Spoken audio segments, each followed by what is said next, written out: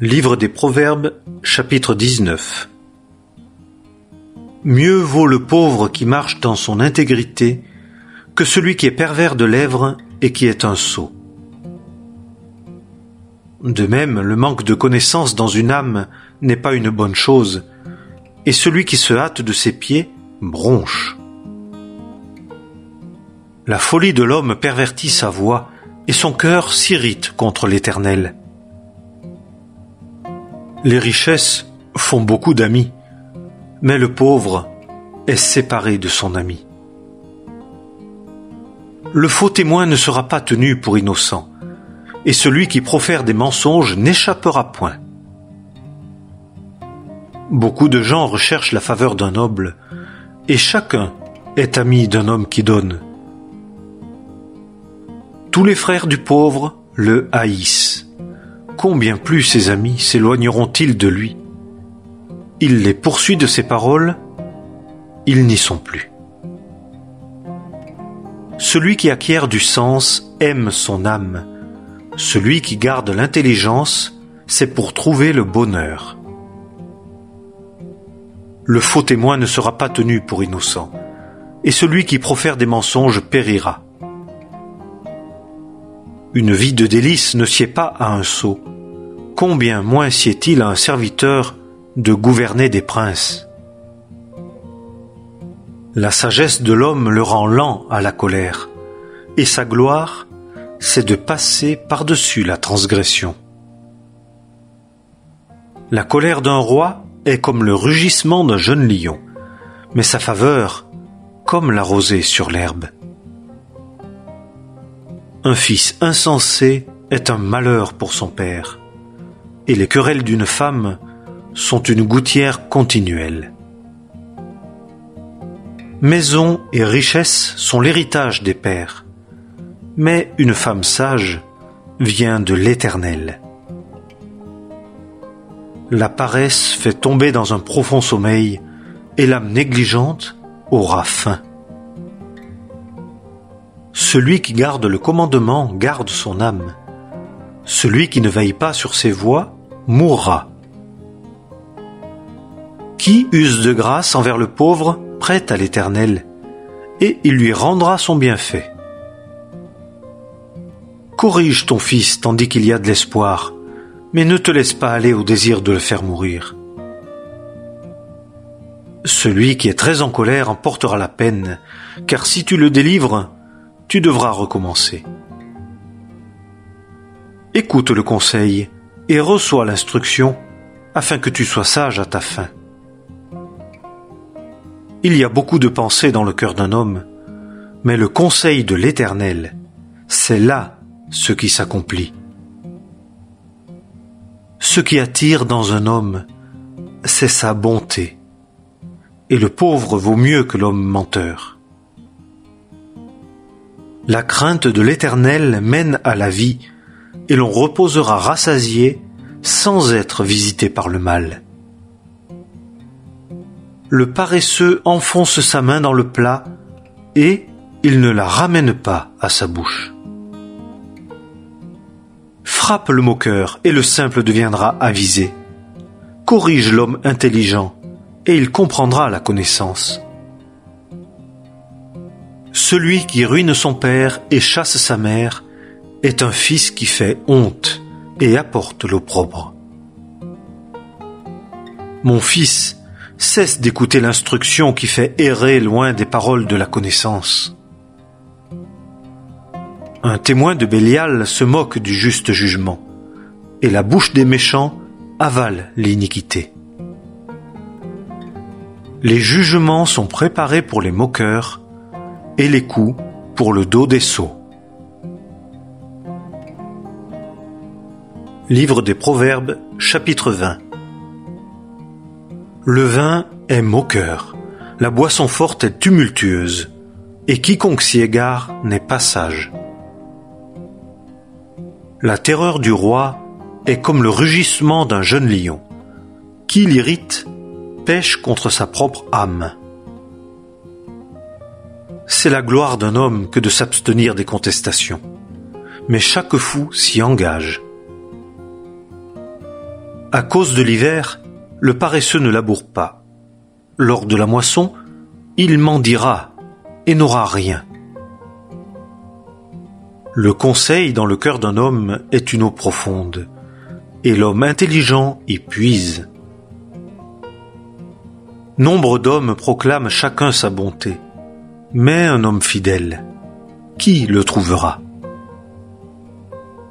Le juste marche dans son intégrité, heureux ses fils après lui. Le roi siège sur le trône du jugement, il dissipe tout mal par son regard. Qui dira « J'ai purifié mon cœur, je suis net de mon péché ». Poids et poids, épha et épha sont tous deux en abomination à l'Éternel. Même un jeune garçon se fait connaître par ses actions, si sa conduite est pure et si elle est droite. Et l'oreille qui entend, et l'œil qui voit, l'Éternel les a faits tous les deux. N'aime pas le sommeil, de peur que tu ne deviennes pauvre. Ouvre tes yeux et rassasie-toi de pain. Mauvais, mauvais, dit l'acheteur.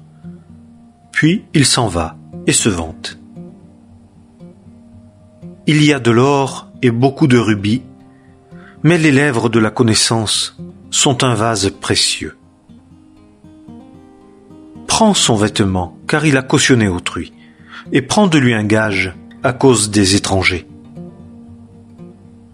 Le pain du mensonge est agréable à l'homme, mais ensuite, sa bouche est pleine de gravier. Les plans s'affermissent par le conseil, et fait la guerre avec prudence.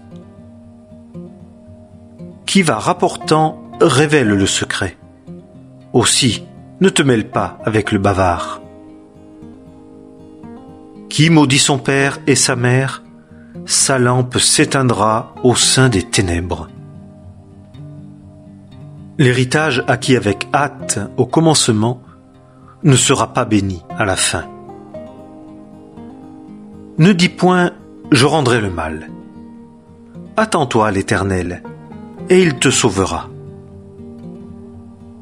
Poids et poids est en abomination à l'Éternel, et la fausse balance n'est pas une chose bonne. Les pas de l'homme viennent de l'Éternel, et comment un homme comprendrait-il sa propre voie? C'est un piège pour l'homme que de dire précipitamment « chose sainte » et, après des vœux, d'examiner.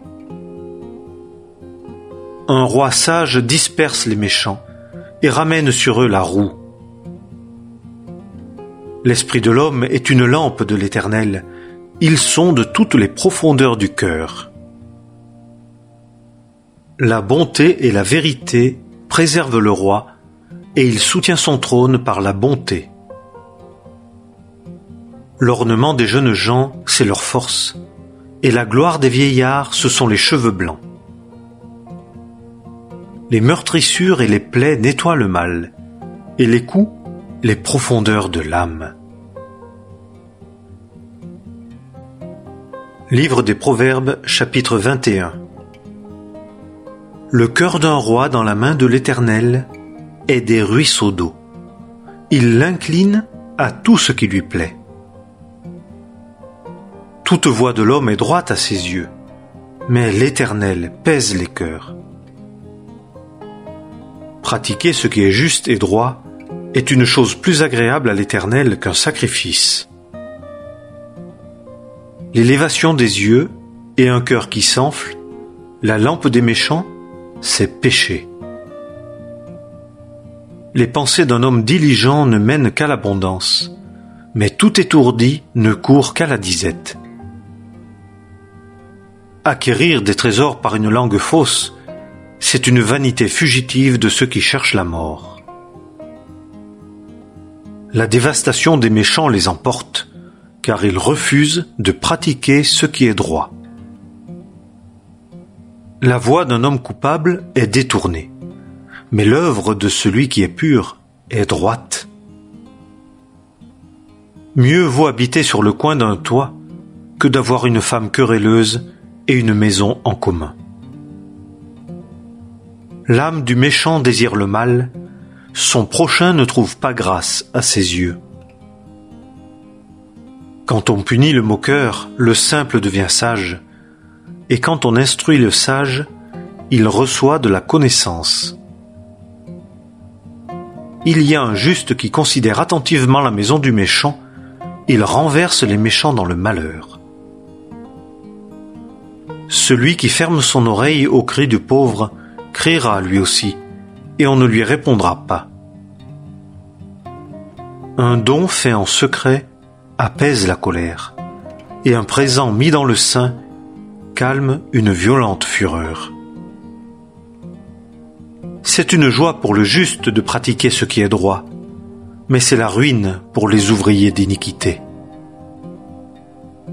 L'homme qui s'égare du chemin de la sagesse demeurera dans l'assemblée des trépassés. Celui qui aime la joie sera dans l'indigence. Celui qui aime le vin et l'huile ne s'enrichira pas.